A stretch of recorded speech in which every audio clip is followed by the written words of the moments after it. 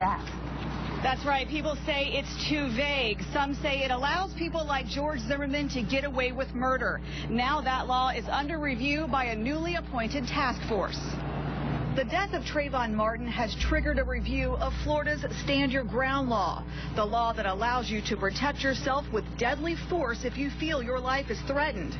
As local legal analyst Randy Reep explains, it's a portion of Florida's self-defense law that at its heart is intended to give a victim the upper hand. Previous to Stand Your Ground, you had a duty to retreat before you exercised deadly force.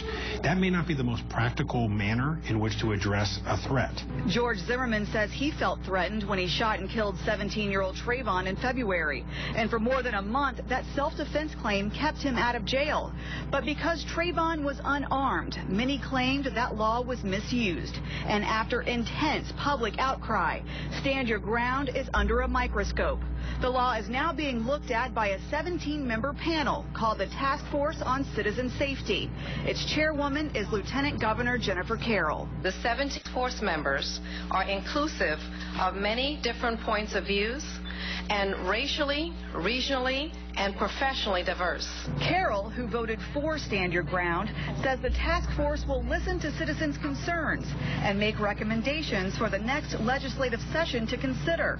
Governor Rick Scott says it shows his commitment to public safety. Thank goodness we live in a state where the crime rate is at a 40-year low.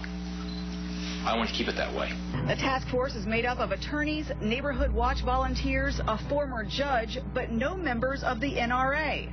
Reep says that shouldn't make a difference. I recognize that people would like to see sort of the Second Amendment enthusiasts be represented there. I get that. But I don't think anybody's going to say, hey, I don't think you should have the ability to defend yourself, regardless of what their background might be.